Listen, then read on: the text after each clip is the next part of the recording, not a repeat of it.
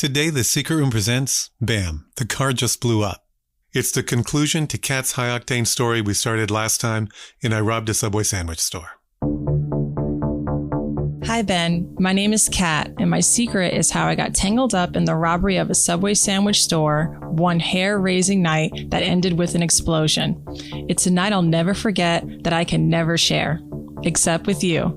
I'm ready to tell my secret of one crazy night of a 17-year-old. In our last episode, Kat and her crew were shooting hoops at the park when her BFF Rachel said, I need money for gas. Chris and Rachel hatched a plan to rob a Subway sandwich store. So they drove to the next town and rolled up to the shop. And wearing bandanas for disguise, the pair got out of Rachel's custom Honda Civic and disappeared into the night. They just walked right towards the subway. And after the holdup, Rachel and Chris dove back into the Honda Civic and the crew took off, only to be chased in hot pursuit by a minivan that was driven by the store employees they just held up.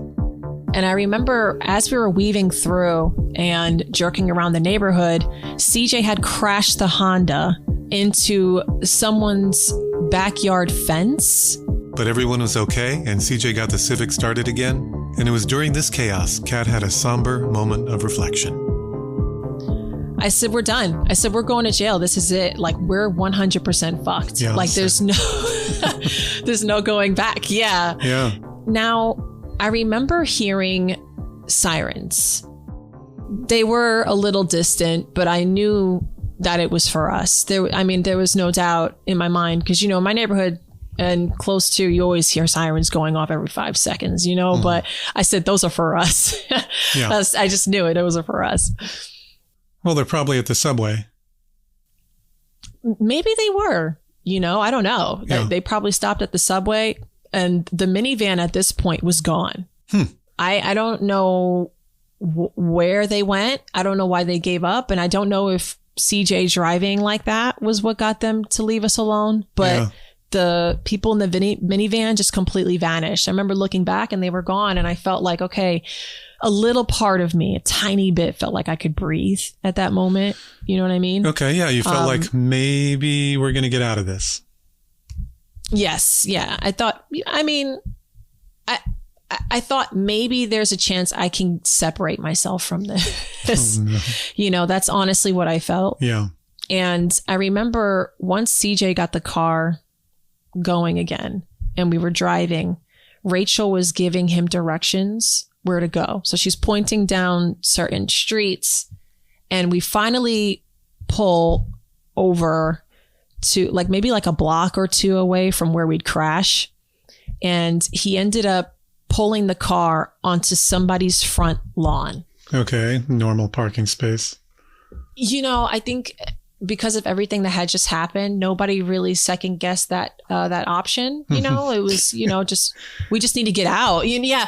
He pulled onto somebody's front lawn and we were all okay with that. I think everybody just wanted to get out. And I never will forget the moment he stopped that car, everybody scrambled. They just got out and just started running. I think it was this fight or flight response kicked in where we all just felt like, okay, we can get out of this. We're all going to try to separate ourselves from it now. You know what I mean? So the plan is to ditch the car? Yes. Yeah. And go out on foot? That was the plan. It seems kind of crazy. Like someone will see the car parked in the lawn in about 2 seconds. Yeah. How far can you get on foot? And the police can't be far away. Like I said, it was an involuntary response for all of us to just get up and get out of there and just separate from it. Okay. And I think immediately after we started scrambling was when Rachel shoved her purse into my hands and said that we were splitting up. She wanted me to take her bag, which, by the way, had her license. It had everything in it. It was like this. I'll never forget. It was like this little brown Fendi bag. Okay. And we start kind of briskly walking away from the car. And then finally, at one point, she stops and she turns around the corner. She looks at Chris and I, and with a very serious face, she said she was going to go back. Back to the Subway sandwich? No, back to the car. Why did she leave something? Well, she said she wanted to burn the car. She wanted to burn the car, burn the evidence. Yes. How's she going to do that?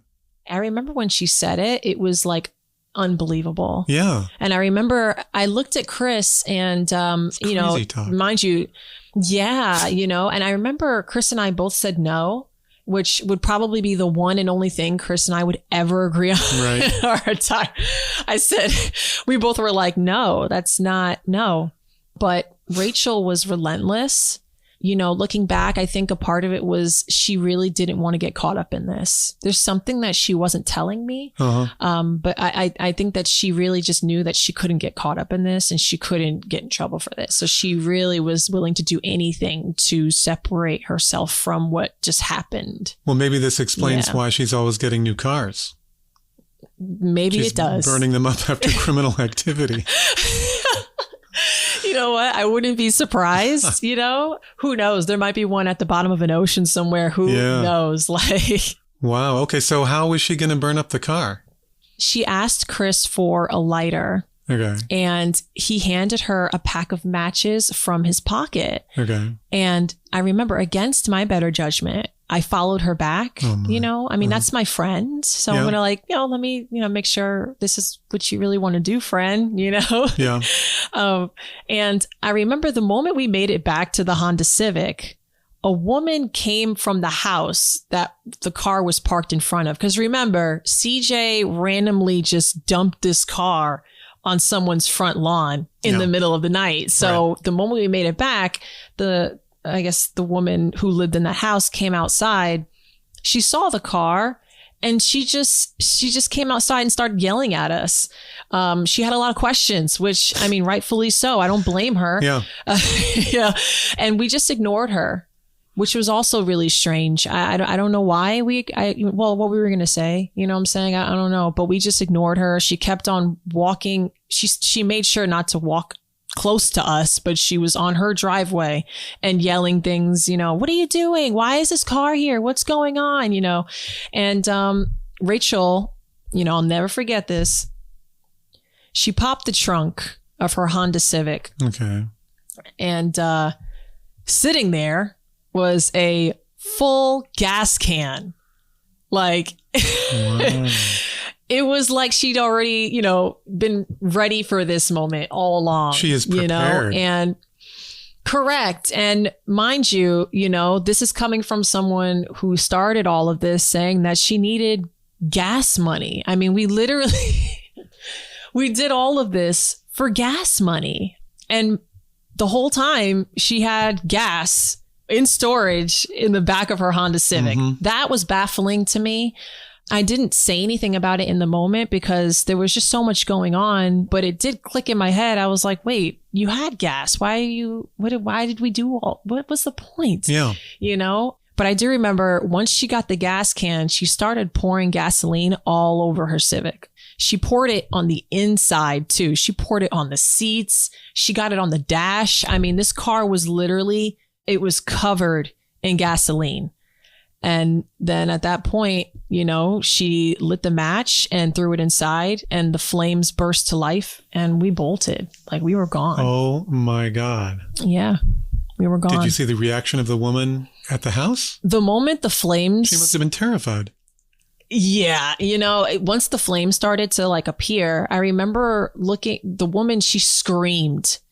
It was a really weird thing too. It was almost like somebody, you know, hurt her. It was that kind of ear-curdling scream. Mm-hmm. I guess she just wasn't expecting that. Obviously, nobody was, but she freaked out, you know, and she was on the phone with the cops. You know, she had the police on the phone. She's telling them everything she can. I don't know. And at that point, Rachel and we already split off. We were walking down the street and we were kind of, I wouldn't say we were running, but we were definitely speed walking away from that car. There were rows of houses stretched ahead of us, and Rachel eventually just darted off on her own. She left me with Bill, CJ, and Chris. Your protector is gone. Yeah. My protector was gone. And you've got her purse. Yeah. Yeah. And I remember at the time I had a big bag with me at the time. Mm-hmm. It was a big bag, and I remember I took her purse and I put it in my bigger bag. So I was kind of like carrying it that way. there is a lot going on here. There's been a high-speed chase. There's been a Subway sandwich holdup. And there's a woman who presumably is calling the police about a car being burning in her front lawn. So I can't imagine the police are far away. Did they roll up and find you guys? I remember when Bill, CJ, Chris, and I were walking away from the scene. Mm-hmm. Directly behind us was where the car was burning. And I remember the cops just rolled up near that burning Civic. I mean, they all appeared, it seemed at the same time. There was probably 3 or 4 cop cars that showed up. Yeah, I would think. And a fire truck also. I heard a fire truck a couple blocks over that was coming towards this woman's house to put the fire out in the car. At one point, a squad car was kind of slowly driving and making rounds, right? So there was 3 or 4 of them. There was one that stayed on the road that we were walking on. And there was one that actually turned where Rachel walked off. But Rachel was long gone by then. Mm-hmm. She had disappeared. But I remember looking back and seeing that squad car go in that direction. And I just felt kind of gutted, you know? Like they're going to pick up your friend. Yeah, you know, I felt worried, but I said to myself, you know what? I'm going to keep going. Just keep going. Just keep going. That was kind of like my mindset, was just keep going. Just keep going. And Chris, he was straggling behind us. There was a bit of distance between Chris and Bill, CJ, and I, because we were kind of like the 3 of us, and Chris was a little bit further behind. I think that was just like an energy shift. You know, we don't trust that guy. Yeah. And okay, it's about time. Yeah. To not trust this guy. Yeah. But I remember there was this one of the squad cars followed. Well, Chris, he just randomly decided to dart down one of the streets that we were walking down. Mm-hmm. Like there was a couple blocks along this long road, and he just randomly just darted. He just took off. I don't know why he did that. I thought it was a little strange, but yeah, he just darted off, and the cop that was directly behind us decided, you know what? I'm going to go after that guy because that guy knows something. Yeah. Yeah. So the cop went right after him. And then another cop car came and saw that cop was onto something and also went down that same road, and they both caught up to Chris. Yeah. Wow. And they arrested him.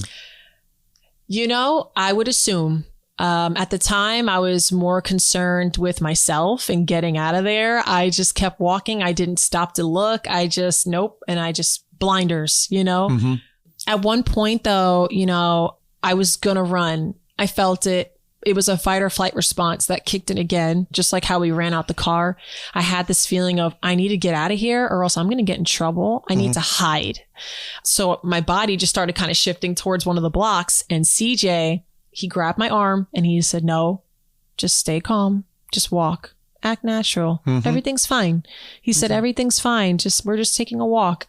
And I was like, okay. He told me not to look back. And as much as I didn't want to look back, eventually I did. I took a glance, and it was at that moment when I looked back, bam, the car just blew up into pieces. I couldn't. Oh my God. What a spectacle. Could Kat and her crew really get away with robbing the subway after this? We'll find out. Stay with me.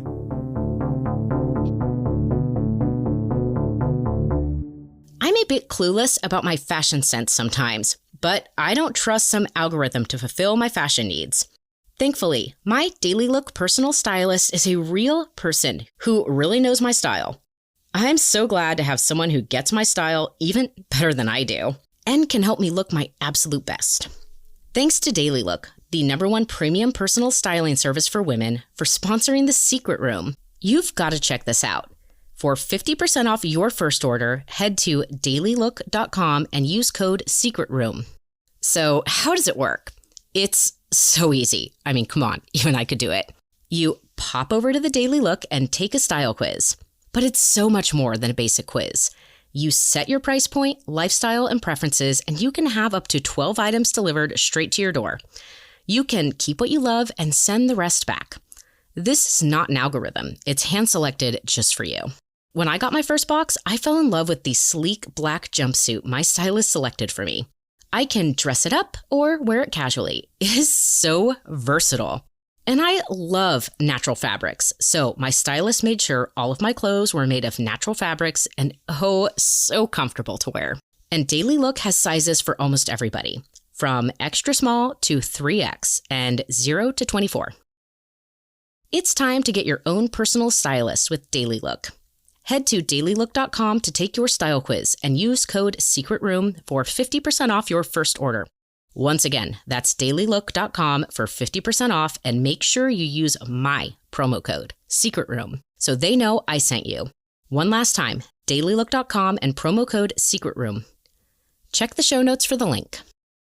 After the holiday chaos, cooking is the last thing I want to overthink, and HOMECHEF is helping me reset with simple recipes, fresh ingredients, and meals that feel balanced and achievable. It is the easiest way to get back into a routine without resorting to takeout, which is all too easy for me to fall back on.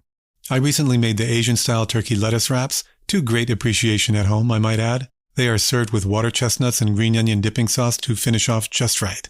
Not only did they present well, which, let's face it, can sometimes be important in pleasing your audience, but most importantly, they tasted great. I am continually surprised and impressed by how good HOMECHEF makes me look in the kitchen, and more importantly, how great the meals taste, consistently. There's even a dedicated family menu for hassle-free 4 or 6 serving dinners. And it's not all one size fits all. HOMECHEF has over 30 meal options each week with choices for different diets and different tastes.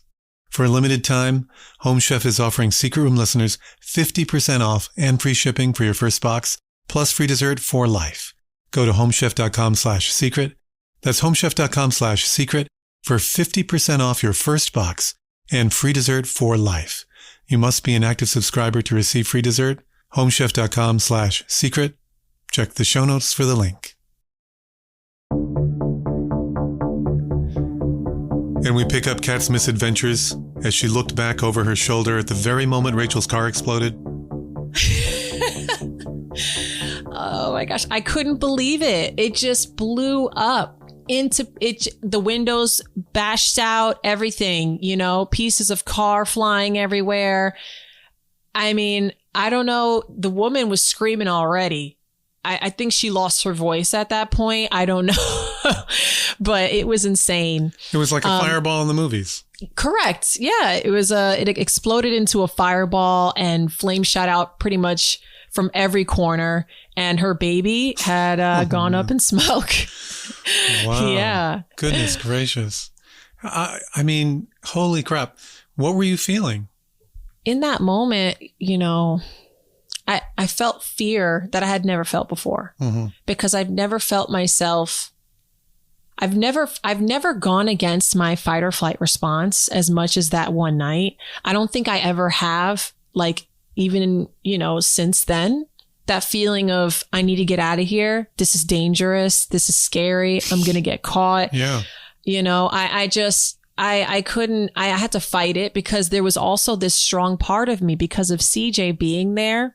He was so good at reminding me that playing it cool, calm, and collective was the way to go, or else she'll be like that guy. Yeah, right? That's his natural state. Yes. And especially after I saw Chris run off and get in trouble, that was all I needed to stay even calmer. But, I did think in that moment that, and this is going to sound weird, but in that moment, I had this weird feeling like, oh my gosh, I could possibly get away with this. And to me, that was the shocking thing. I think that was the thing that really surprised me, was the fact that, are you kidding me? Are you kidding me? I'm going to get away with this. I'm going to get away with another thing. Again, that's where my mind went. I couldn't believe it. And even at one point, a cop pulled up really close alongside me and CJ. Bill was like a few feet ahead of us. He was walking calm, collected, and the cop slowed down and he looked at me and CJ really hard. It was weird. Imagine you're walking and someone's just driving at your walking pace. That was literally what it was. So weird. He just was looking at us and it felt like an hour went by. I mean, Did you say, "How can I help you, officer"?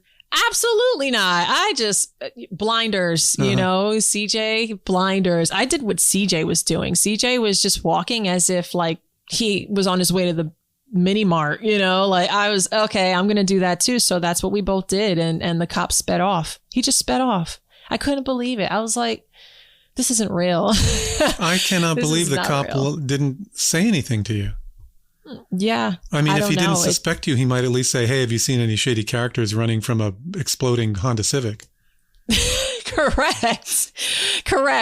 I'm not sure why. I think there was also, I do remember there were a couple people around the neighborhood, but it wasn't like overly crowded. But after that car blew up, people started to come outside. Oh, yeah. And I think that kind of made it kind of helped a little bit. Yeah, it gave you some cover.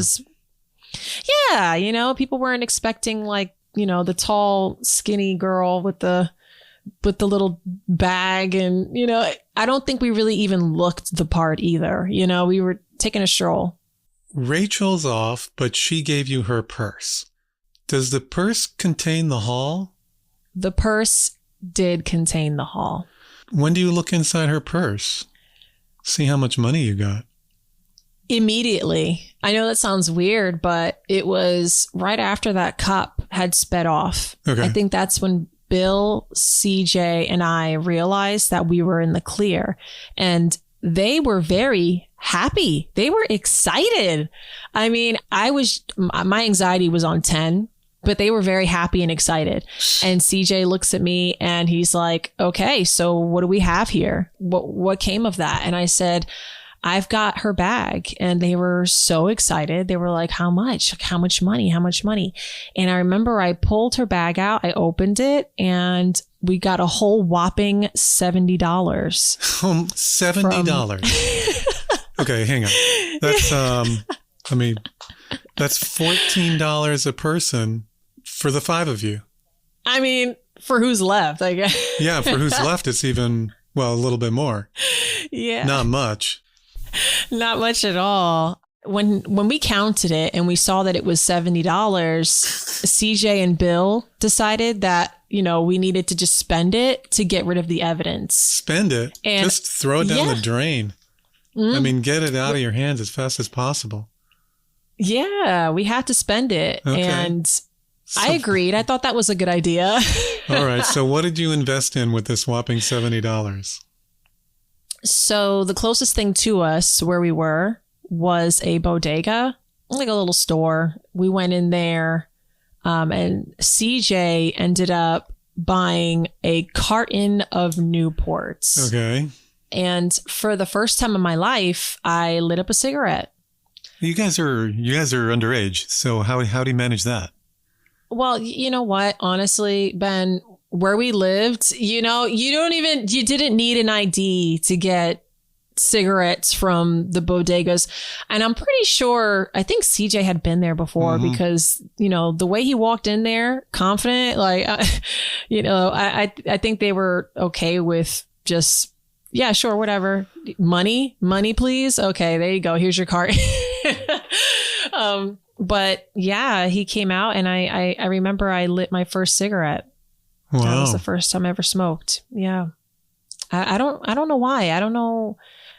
Guess you were just feeling like a badass. I think it was or you were just feeling tremendously relieved. Yeah. You know, I think I was feeling relieved, but then also feeling a little bit of anxiety too, because I didn't know what happened to my friend. I think Rachel was my number one concern. I don't know. I was hoping she got away. Okay. Yeah. And that was what was kind of like lingering in my head. Did you make it home by curfew? I did. I made it home by curfew.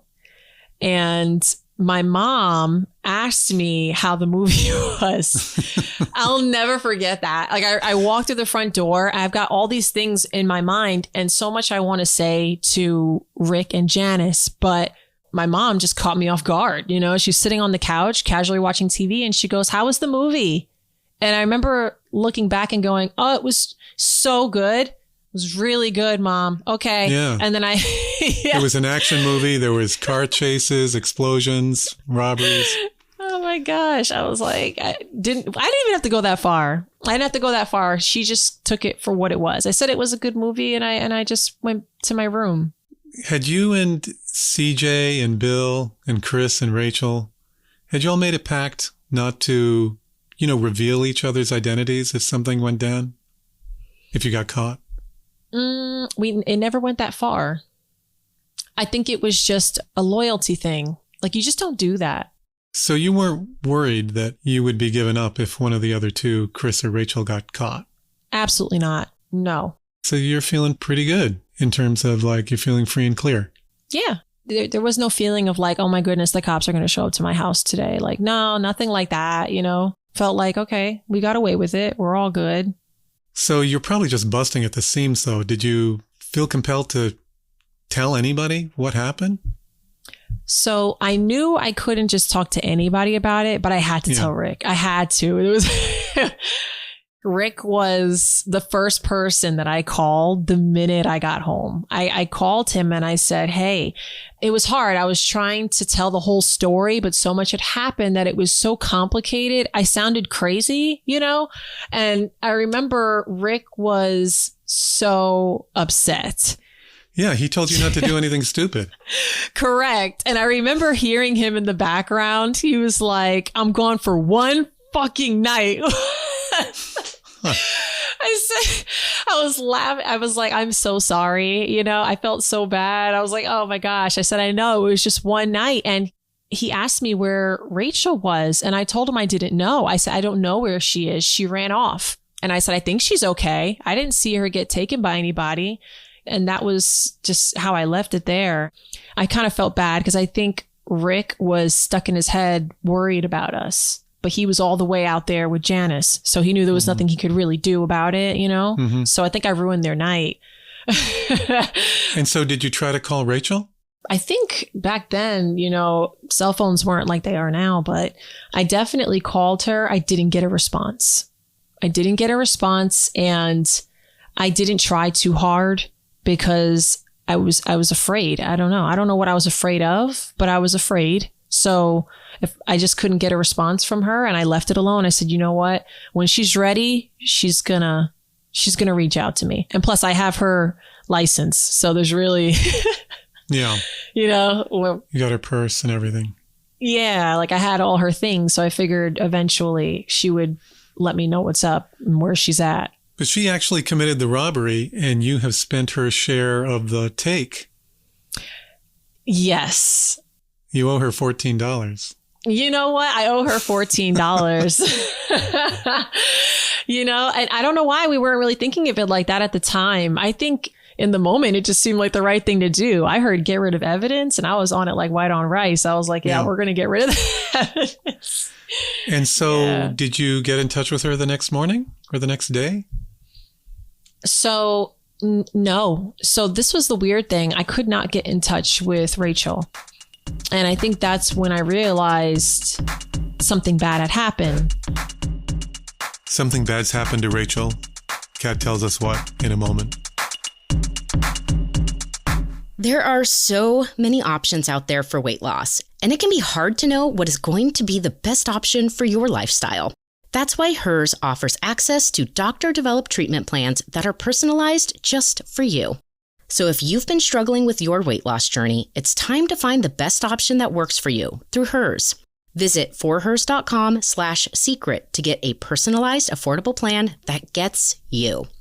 Hers goes beyond medication by offering access to ongoing care, dosage and medication adjustments, lifestyle and nutrition tips, and the best part, 24/7 support with no hidden costs or membership fees. And with options starting at just $69 per month with a 10-month plan when paid up front in full, you know that your goals are within your budget. And my favorite feature about Hers is that it's all accessible right in my home. That's right. You get 100% online care with licensed providers on the other side. There are no trips to the doctors or passing time in the waiting rooms. The convenience is really helpful for my busy lifestyle. Visit forhers.com/secret to get a personalized, affordable plan that gets you. That's forhers.com/secret. forhers.com/secret. Weight loss by hers is not available everywhere. Compounded drug products are not approved or evaluated for safety, effectiveness, or quality by the FDA. Prescription required. See website for full details, important safety information, and restrictions. Actual price depends on product and plan purchased. Check the show notes.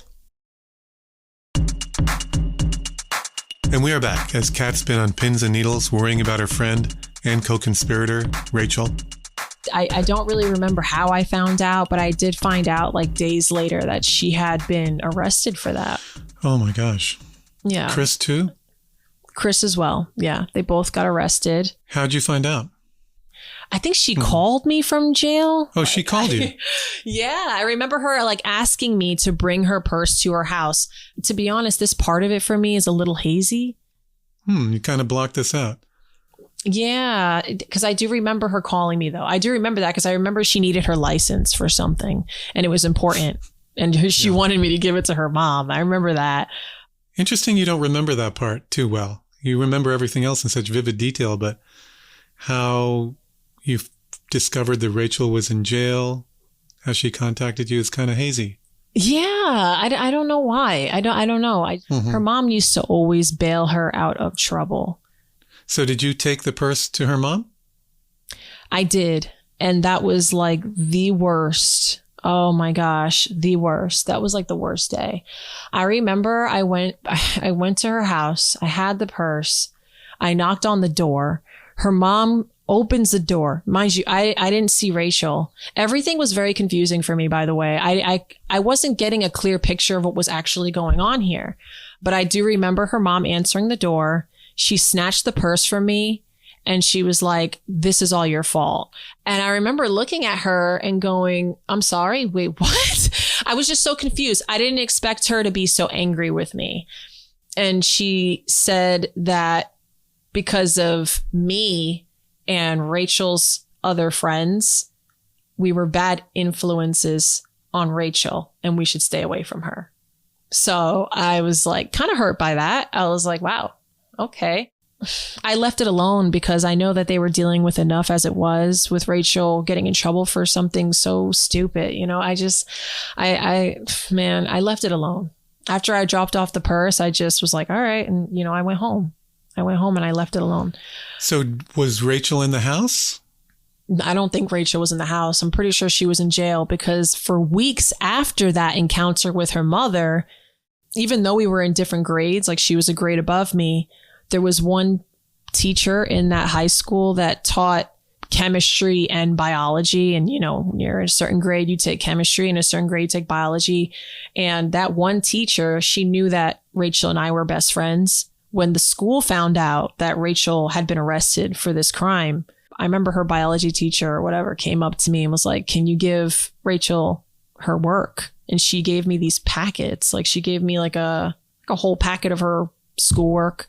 That one teacher knew that Rachel and I were best friends. So she would give me her work to give to her mother to bring to Rachel. Chris had also been arrested and he was in jail or juvie. I'm not sure. And at one point she called me and she let me know that Chris was in there trying to get me in trouble. And he was trying to state that there was a girl named Kat that was there. She's tall. You're missing her. She was there too. Like really just laying it on thick. I said to Rachel, I'm like, wow, like he wants me to get in trouble. Like why? You know, I felt like I didn't really know him like that. So I just thought that was really strange. And I remember now so much time has gone by at this point, and Chris had gotten out first. Rachel was still in jail. And I remember Chris had gotten out and I saw him at a friend's house of mine. Chris just happened to show up there. I didn't know that this person was friends with Chris. And that was the first time that I had come face to face with Chris, you know, since the whole thing happened. And he was not happy to see me. He hated me. I mean, I don't know if it was because he was upset that I didn't get in trouble for it. I don't know. But he did threaten me, which was really bad. And how did he threaten you? kept telling me he knew where I lived and he was going to come. And I don't really remember the specifics. I just remember that he definitely threatened me and I felt unsafe. You know, I was scared. And I mean, he was already scary. I thought he was scary before any of this even happened. And I remember I spoke to Rick about it and Rick cleared that up. He went over there and he found Chris and took a bat and beat up Chris with the bat. What? Yeah. And he brought somebody with him too. I remember that day. They came to my house. They had the bats. They said, listen, this is what Chris is saying about you. No problem. We're going to handle it. And they went and found Chris. They beat him up. Holy crap. I hadn't seen Chris after that in a really long time. Yeah, he just kind of fell off. This is some mafia level stuff. Yeah, you know, Rick was loyal.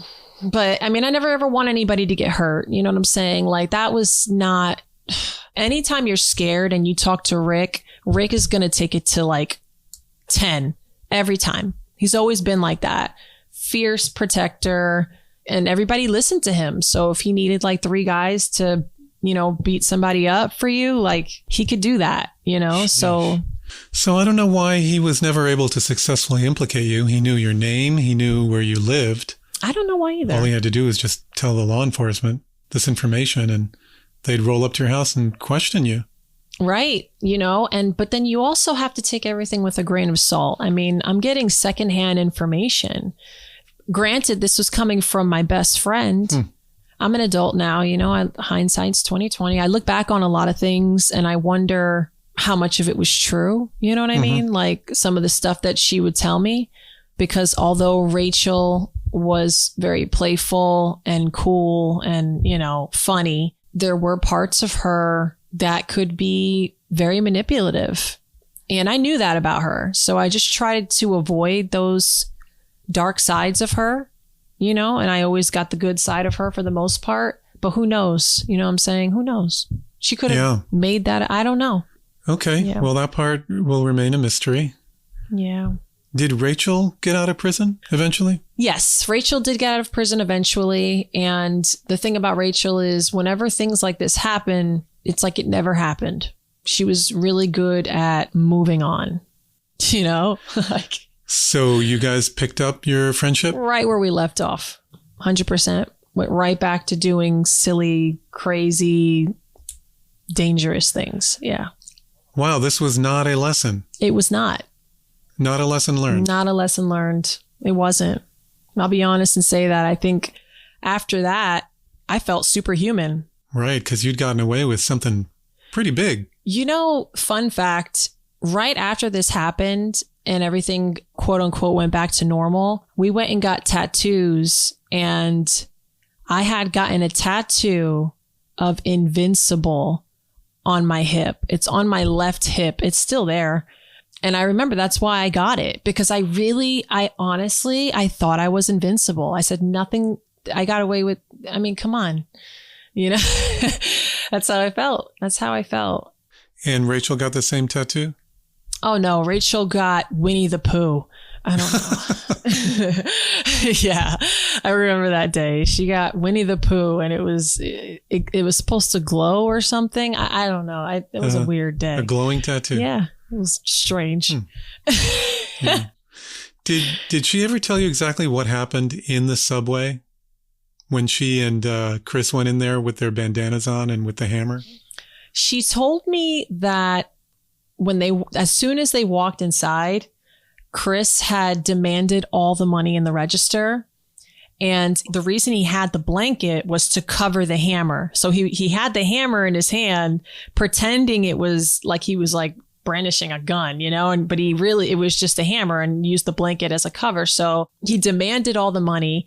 And the people that were working there were just young. They were as old as us. They were just teenagers. They were telling him no. And they and you know what it is, though? It's because they recognize Rachel. Behind her bandana? Yes, because apparently Rachel had done this a few weeks earlier in the same subway. Oh my gosh. So she had experience, thus the robbery kit and the go back. Correct. I don't know why she thought going back to the same restaurant was such a great idea. I don't know, but that's I guess she got away with it the first time and she thought, look, if I ever need any money, like this is my new ATM. I don't know, but that was insane. Oh my God. She had hit the same store before. Do you know how much she got the previous robbery? No, I do not.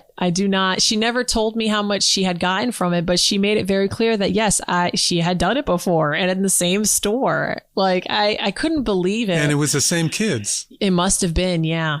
Because they recognized her. And so they weren't going to make it easy for her the second time around. No. But the main difference is you have Chris there. And Chris he wasn't going to take no for an answer. You know what I mean? He was the kind of guy that like, oh no, like you're going to give me this money. I'm not leaving here without it. I don't think that they expected Chris to be as scary as he was, I guess, you know? Did she have an accomplice the first time around? I don't think so. She went by herself the first time, I believe. Wow. I think there was a fear. I think she was afraid that if she went in the second time by herself, it wouldn't have worked out the same way for her as it did the first time. Because she's like, oh, they're expecting me. By her bringing Chris, it was her way of trying to kind of shake the bag a little bit and kind of like... Up the ante. Yeah.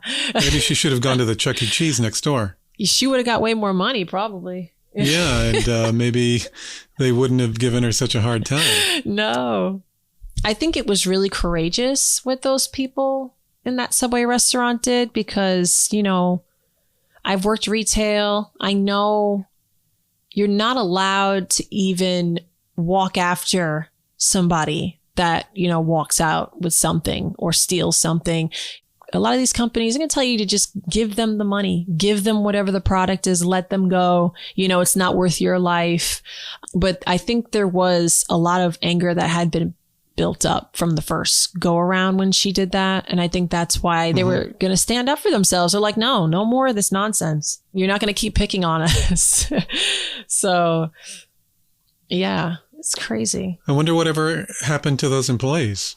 My neighbor that lived across the street from me, he actually went to school with some of the people that worked in the Subway restaurant there.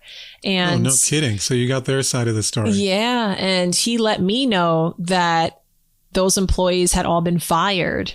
What? Immediately just fired. But that's how they do it. It's like that in retail too. You know, you can't chase after the bad guy. You can't touch them. They don't want that kind of liability. I mean, if something would have happened to those Subway workers chasing after, you know, CJ driving around like that recklessly, or, you know, it would have been really bad. And I think that's why they're very much more for let them have it, give them what they want, just protect your life, you know? So, you know, it just sucked that they had to lose their job. You know, I never knew that until, you know, years later that they lost their job. I feel bad about that. Were there any cameras in the store? The answer is no. There weren't cameras in the store, but there were cameras somewhere else. We'll be back in a moment.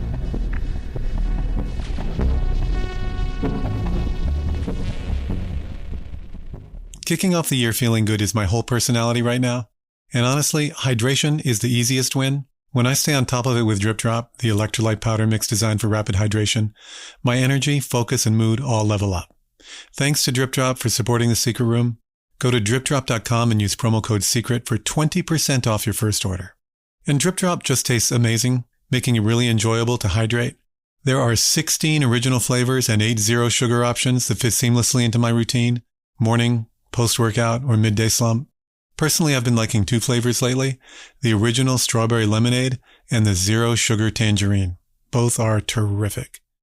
Drip Drop is doctor-developed, proven fast hydration that helps your body and mind work better. It uses a precise ratio of electrolytes and glucose for rapid absorption, delivering 3 times the electrolytes and half the sugar of leading sports drinks. So you feel the results fast. More focus, better energy, and improved mood. And that last one's good for the people around me too. Not gonna lie. Drip Drop's science-backed formula is trusted by firefighters, medical professionals, and over 90% of top college and pro teams because it is engineered to rehydrate you faster and more effectively than water alone. Right now, Drip Drop is offering Secret Room listeners 20% off your first order. Go to dripdrop.com and use promo code SECRET. That's dripdrop.com, promo code SECRET for 20% off. Stock up now at dripdrop.com and use promo code SECRET. Check the show notes for the link.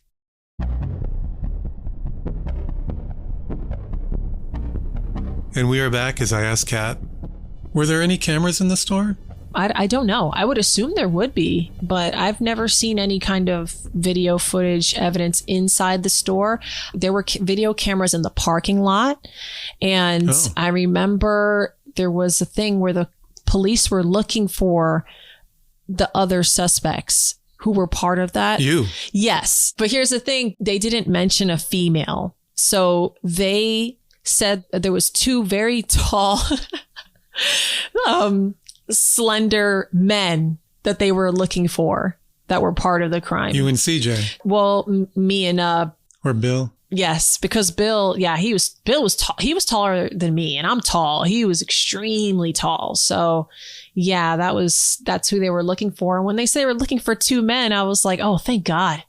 I felt good. I was like, oh, all right, well, that's not me. And that was from a picture they had of you from the parking lot? I would assume so, yeah. It was dark outside, so I think the way that we were parked, they were probably looking in they had to either be looking from the back of the car, like the back car window, or the front windshield. Probably the back, if they're talking about me and Bill being tall. Mm-hmm. We were in the back seat kind of squished together back there. So yeah, it makes sense. Wow. I can see that. But I'm just amazed that Rachel, not so much that Rachel didn't give you up, but I am amazed they didn't, get it out of her. But they didn't get it out of Chris either, because he seemed to want you to go down for this along with him. I mean, what did Chris really have? And also, you have to remember, Chris was not a nice person. I feel like that was just karma. He had been arrested before. So he'd been in and out of jail before or whatever, he's had run-ins with the law. And I think that when he was trying to pin any of it or even a little bit of it on me, the police were just like, okay, all right, whatever, like we got our guy here. So, I mean, I don't know. So I'm curious about the car, went up in flames, burned to a crisp. Were they ever able to tie the car to Rachel? Yes. And it's actually how she was caught, because when CJ crashed the car into the fence panel at the first crash site, her license plate flew off and was in the grass. Oh. Yeah. And that's how they were able to pin it on Rachel. When we were walking away, Rachel was long gone. I was really hoping that she had made it home safe and sound, and anything that was related to that car was up in flames and gone. I don't know. I was hoping that would be the case, but yeah, they found her because of the license plate that had fallen off at the first crash. Yeah. Okay, so let's account for everyone. Rachel did time. How long was she in jail? I honestly, Ben, I don't remember. It wasn't for years and years or anything like that. I think she was only in there for about a year, maybe a year. Okay. Not long. Okay. So about a year, she gets out. You guys fall back into your old habits. That sounds like a whole nother podcast episode. Yes. So Chris was also arrested. Did he do any time? I don't think he did, really. He was only gone for maybe 6 months. He wasn't gone that long. Mm-hmm. He didn't get as in trouble as Rachel did, if that makes sense. Okay. Yeah. Okay. And then Bill, CJ, and you guys were never apprehended. You got off scot-free. Yeah, we got off scot-free and it was great. I ran into CJ years later. I'm talking like, oh my gosh, years later. Somewhere random. It was at a kid's birthday party. And I said, why do I know you? And he's like, he didn't want to say it, but he gave me this look and was like, come on. In front of everybody. Yeah. He goes, come on. You don't remember? Like, And I said, oh, and it clicked. Everything just clicked. I was like, oh my gosh. I said, you know what? Thank you. I remember thanking him. I was like, thank you so much. And he was like, for what? I said, I don't think I would have been able to handle that on my own. I think it would have gone very differently. And he knew what I was talking about. And he was just like, oh, you're so welcome. Like, it was so weird. You were thanking CJ for keeping you calm. Yeah, I did. I said, honestly, I don't think that would have worked out the same without you. I said, so I want to thank you because that would have changed like the trajectory of my life, and he was just so modest. He was like still the same old CJ, very calm, collected, he's, oh yeah, no big deal. Of course, so that was nice. Yeah. Looking back on how the trajectory of your life was not altered by that unbelievable night of robbery, hot pursuit, and explosion, and a grand take of $14 per person. Yeah. Looking back, how do you feel about it? How many years has it been? I was about 17-ish, and I'm 32 now. So 15 years or so? Yeah. I think looking back, I can't believe that night really happened. At the time, it just felt like another wild adventure with Rachel. It was that kind of chaos that made life exciting for me when I was that age. But now with my own daughters, looking back, it's like, in reality, it was dangerous. It was extremely reckless and it was life altering. It changed a lot of people's lives. And it was just one bad decision after another, and it stacked up until suddenly we were in way over our heads, I mean, somebody could have died from the reckless driving to an altercation. Oh my gosh. Could have been weapons involved. Yeah. I look back at that and I'm like, I'm so surprised. It was like a miracle, right? It was a miracle that nobody died. It was a miracle that when that car exploded, that lady wasn't like standing there in front of it. You know what I mean? Like all these things that just worked out okay. It's insane. Do you feel like you have a debt to society? I do. And it's not just because of this one situation. I think it's from just multiple situations, even, stuff involving Rachel, stuff not involving Rachel. I've been through a lot of things in my life that, I look back and I think, it'd be really great if I could prevent this from happening to somebody else, because there was so much I didn't know about myself growing up, which led me to make these horrible choices trying to figure out who I was, Yeah. And I think now the profession that I'm trying to work into is going to be that way that I can give back to the world and to my community, in a little way, I guess, in a small way, and help as many people as I can. And that's the goal right now, May I ask what that profession is? So I'm actually in college right now. I'm working towards becoming a licensed psychologist. I want to work as a therapist. I'll start my master's in June of next year. So I'm really excited. Yeah. Well, congratulations. You have a lot of life experience to draw on to help people going forward. Thank you. For sure. You were so lucky. Did you ever thank Rachel for not naming you? I don't know. It was so long ago. Rachel and I had this bond. It felt like impenetrable back then. We were able to read each other's minds almost, you know what I mean? And certain things just didn't need to be said.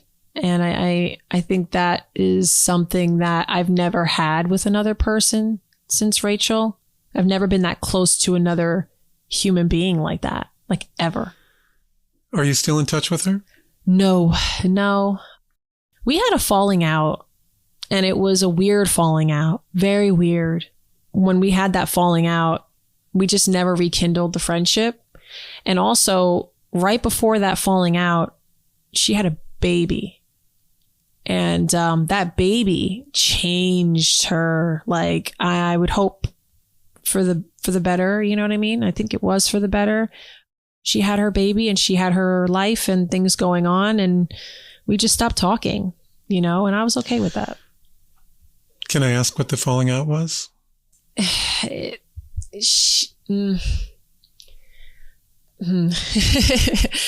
guess it's kind of hard to explain. I was going through something personally, and I had a boyfriend at the time that was not okay. And I think she always knew that he wasn't meant for me. Like, she always knew that there was something off with this guy, but she never really pushed me to leave him. and I think she knew that there was nothing she could do to make me leave. I was going to do what I wanted to do. But that relationship had kind of changed me in a way. And I was doing things and saying things and acting out in ways that I normally wouldn't have had I not met this man. I think she just didn't like who I was becoming because of the relationship that I was in. It caused us to have a little bit of a fight. I kind of got upset because I wanted to meet the baby. I wanted to build a relationship with her child. I mean, this is coming from someone that literally said she was going to name her daughter after me, dude. Like it was, we were very close like that, but it just fell apart. We always had times where we wouldn't talk for months at a time, right? Like we would not talk for 6 months and then rekindle. But this time it just faded out. It just faded out. But I do wish her the best. I do. Do you know where she is now? I do not. Yeah. I tried looking her up one time. I couldn't find anything though, which I thought was so strange. I know she changed her last name while we were in high school. I can't find her. It'd be fun to tell her about the podcast. It would be so fun. I think she would like it. I think she'd appreciate it. But, it's been so much time, Ben. Like, I don't know if she's the same person anymore. I feel like I just have this feeling deep down that she's not the same person that she used to be. Well, you're not either. No. Now that I have my own kids, because she had her son first. Now that I have my daughters, I realize how much that does change a person. So I don't blame her for creating like a bubble, I guess, for her little family when she did. And I think that was smart and it was the right thing to do. And you're a mom now, and I bet this whole experience gives you some fresh perspective on parenting. Oh my gosh. Yeah, I'm terrified. I'm not going to lie. I'm terrified. I don't want my daughters to think that they're invincible as well. I want them to take chances. I want them to do things that I've never done. I want them to have adventures and to make friends and to build those kinds of connections and to live their lives, right? Doesn't every parent want that, right? But I'm also afraid of that feeling of when you're young and you're a teenager, you think you can just do whatever and nothing's going to happen to you. You're bulletproof. That's something I don't think I can avoid with them, but I'm going to try to help and just guide them as best as I can. Do you think you'll ever tell them about your past? I think I will. I've always had this strong feeling, even before I ever had kids. I was like, I'm going to tell them about this, but they need to be age appropriate. And then I'll probably go down that rabbit hole with them.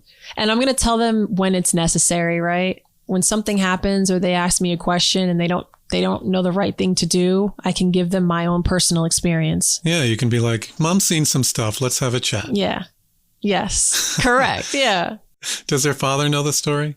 Yeah, he does. Yeah. I told him right before I did this podcast because it wasn't a secret from my partner. It was more so a secret from my family. Like, it's killing me, Ben. Like my mom, I tell her everything. She knows about everything I'm doing. We talk on the phone every single day. And this was something that I couldn't tell her about. Wow. So your mom never found out what happened that night? No. And that it's insane. Like I think back and I'm like, that's insane. Right. And I think that makes me feel so bad. And the last thing I would want is my mom to question if she did a good job. Oh. I just don't want that for her. I don't want her to be like, dang, man, that happened. Are you serious? And I didn't know. Like, wow, and because I know it is what it is, but I want to tell her so bad. But then I'm like, man, I don't know how that's going to make her feel. And I don't think she'll be honest with me 100% if it does make her feel some kind of way, So I was like, you know what? We'll just leave well enough alone. Yeah. And your partner, he didn't know about this until we started talking about it for the podcast? Yeah, he didn't know. You know what? I think he was just like... Wow, was his mind blown? My husband, he's so chill. He is like the chillest guy ever.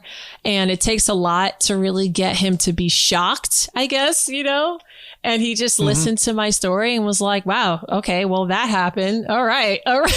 You know, Wow. like just so He's cool. like CJ. Yes, he's like CJ. Correct. Just chill, calm, collected, you know. It's like, but then again, my husband knows other things that other people don't know about me, you know, like he knows other crazy things that have happened in my life.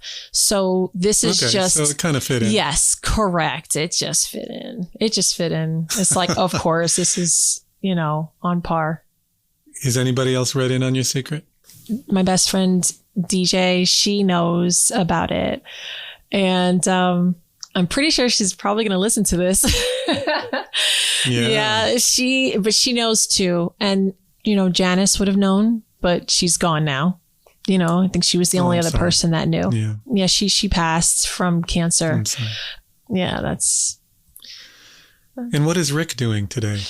Are you still in touch with him? You know, when I moved, I had contacted Rick, I think on Facebook or something. I found him and I asked him how he was doing, and he had a little family of his own. He moved out of that house. I don't know where his mom is, but I know that he kind of started his own little life. That was a long time ago, though, that I spoke to him. That was like maybe 7-8 years ago. So I don't know where he is or how he's doing now. But he seemed okay. You know, when I spoke to him, he seemed all right. Good. Yeah. And so I've got this burning question. Go for it. Okay. So you've got this tattoo, Invincible, on your hip that you got with Rachel. Yes. Now, your husband has seen this tattoo, of course, but until recently, I guess he never knew what the true story was behind it. That's fair. What do you tell people? And presumably, what did you tell him it meant before? And since you told him about the secret, have you told him what it really means?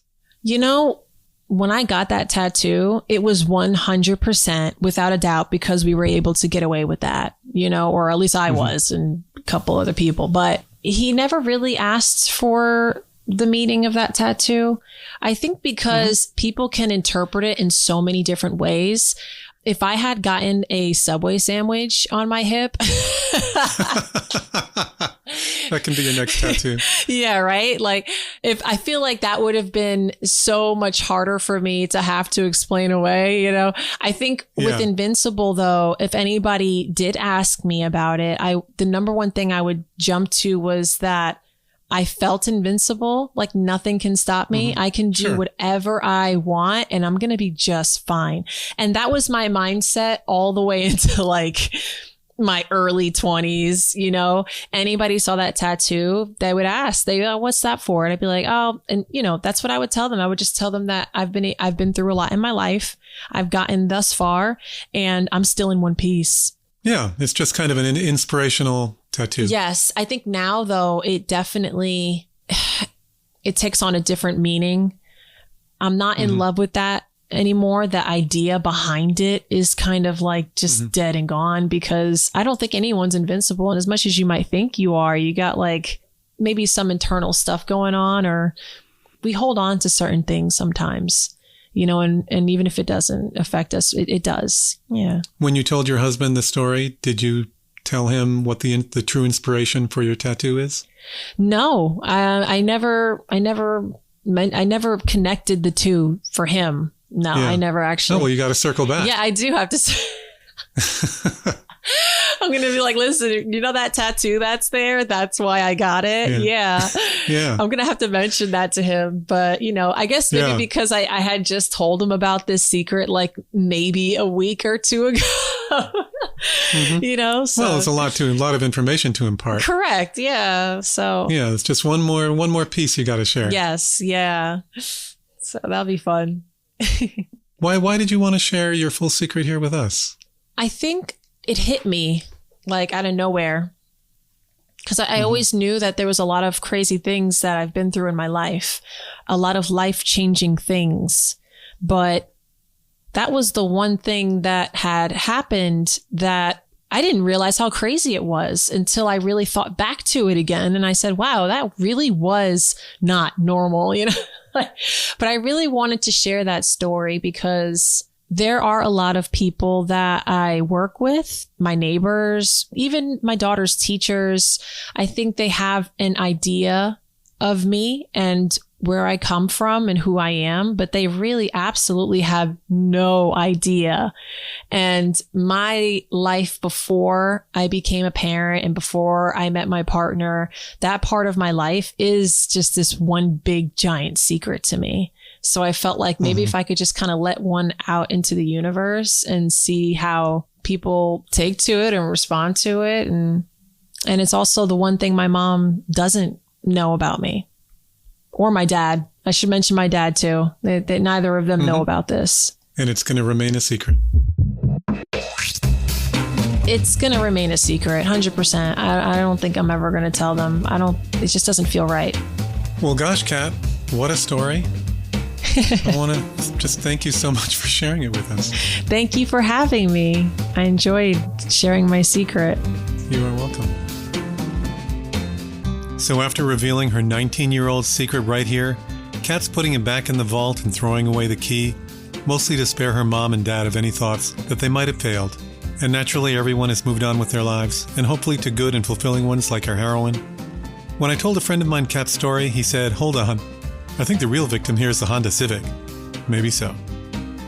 On the next Secret Room Unlocked, Gabi moves to the U.S. on a student visa to go to a university, but her visa status is tied to her GPA.